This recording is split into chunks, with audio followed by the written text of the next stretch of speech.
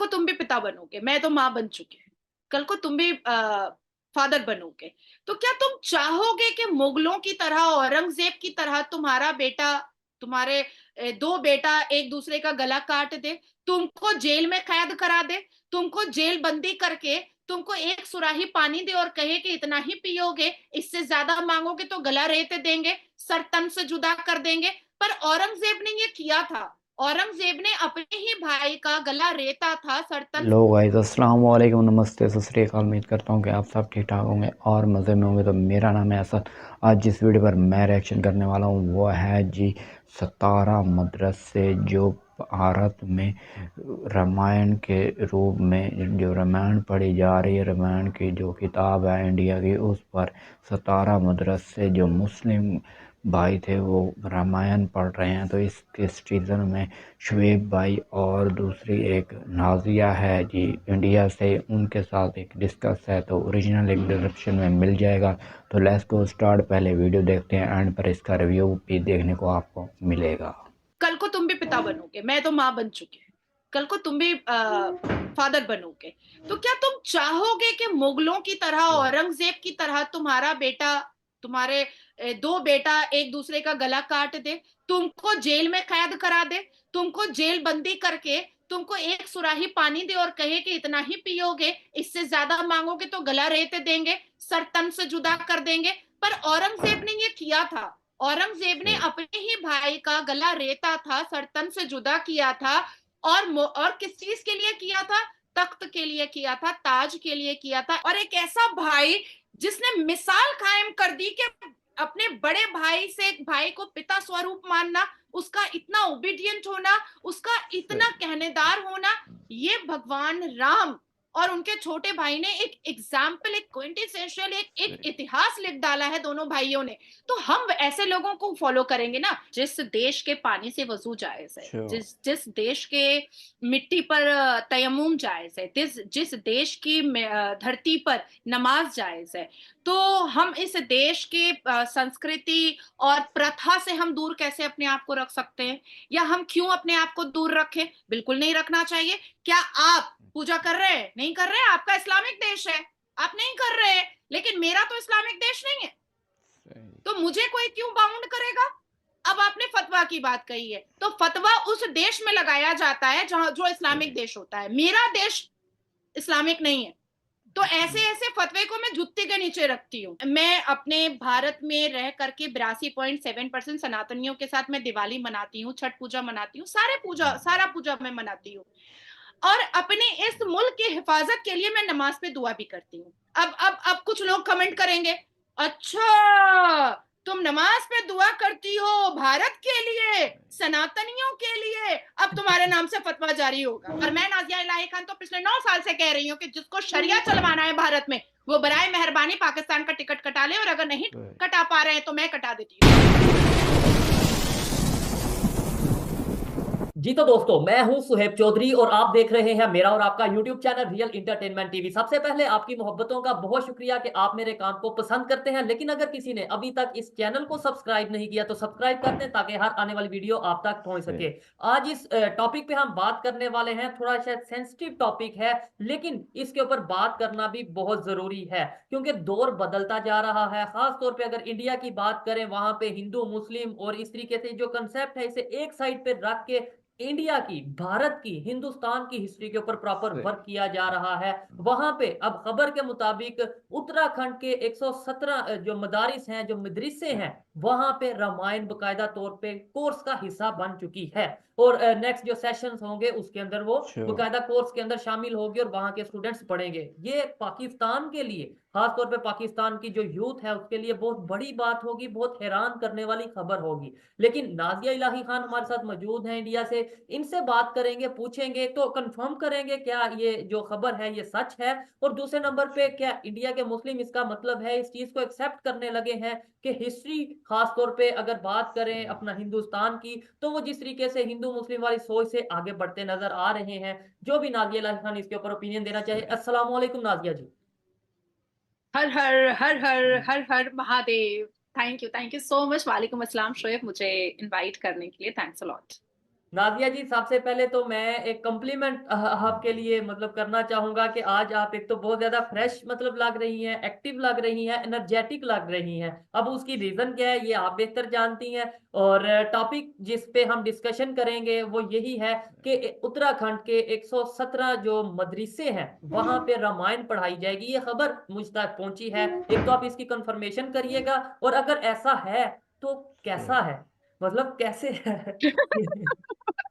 सबसे पहले मैं बता दूं कि पिछले 3 महीने से मैंने योगा बंद करके रखा हुआ था, बिकॉज मेरे ऑपरेशन की जी। वजह से मैं थोड़ा मतलब फिजिकली ठीक नहीं थी। और आज सुबह से मैंने अपना योगा फिर से आरंभ किया है इसलिए मैं बहुत एनर्जेटिक हो रही हूँ आज वैसे वैसे ये तो मुझे कंफर्म है कि मैं एज में आपसे छोटा हूँगा, लेकिन आज मैं आप मेरे से छोटी लग रही हैं एज में। तो thank you, thanks for the compliment, thank you. वैसे मैं अपनी उम्र से थोड़ी कम लगती हूँ, ये हाँ, बात आज है खास तौर पे लग रही हैं। लेकिन जौन सा डेफिनेटली देखने वाले भी जरूर बताइएगा कि नाजिया इलाही खान आज जो दिख रही हैं, मतलब जिस तरीके से फ्रेश दिख रही हैं पहले और आज में कोई फर्क नजर आपको आ रहा है, जरूर बताइएगा। नाजिया जी क्या कहना चाहेंगी, ये खबर आप तक भी पहुंची Sure. होगी कि रामायण अब मदरसे में एज ए कोर्स मतलब जो स्टूडेंट्स हैं वो पढ़ेंगे, तो इसके ऊपर क्या कहना चाहेंगे आप। हाँ जी, मेरे तक पहुंची भी है, और मैं अपने भारत के नेशनल न्यूज डिबेट्स में मैं बैठी भी हूँ, और कई रोड शो भी मैंने इस पर कर दिया है। और कई मौलाना जो है, आज आज ही दिल्ली के सीपी में आज ही मौलाना साजिद रशीदी ने चप्पल उठा लिया था लोगों को मारने के लिए, तो लोग भी मतलब उनको पकड़ने के लिए दौड़ गए थे। वो तो अच्छा हुआ कि शो काफी बड़ा था तो इसलिए वो बेचारे बच गए, नहीं तो आज तो एकदम अंतिम हो जाता मौलाना साजिद रशीदी जी का।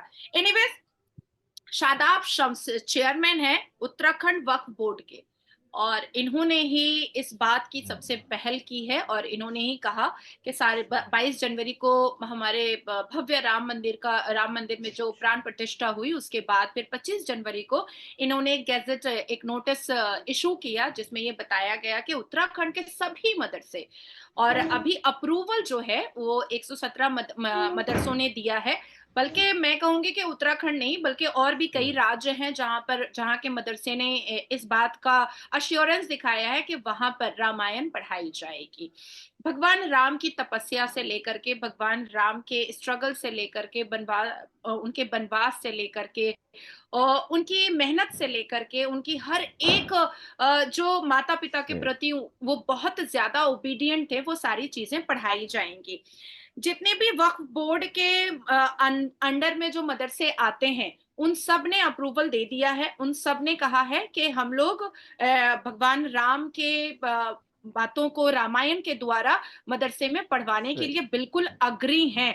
और ये एक बहुत प्राउड मोमेंट है भारत के लिए, बहुत प्राउड मोमेंट है। मैंने तुम्हारे साथ ही सेशन में कहा था कि जब मुसलमान जो हैं वो बाकी लोगों को पढ़ सकते हैं, क्रिश्चियंस को पढ़ सकते हैं, तो फिर Sure. हम भगवत गीता, रामायण, महाभारत क्यों नहीं पढ़ सकते हैं। हम उसको भी पढ़ सकते हैं, उसको भी जान सकते हैं, और हमारा पूरा पूरा हक है जानने का। और दूसरे नंबर पे अब मैं चैलेंज करता हूँ जितने भी मुसलमान हमारे भाई हमारी बहनें हमें पाकिस्तान से, भारत से या दुनिया में कहीं से भी देख रहे हैं, मुझे ये जरूर बताइएगा क्या कहीं इस्लाम में या कुरान पाक में या कहीं पे मुसलमानों को मना किया गया है कि आप कोई नॉलेज नहीं ले सकते, आप किसी दूसरे मजहब के हवाले से कोई बुक नहीं पढ़ सकते।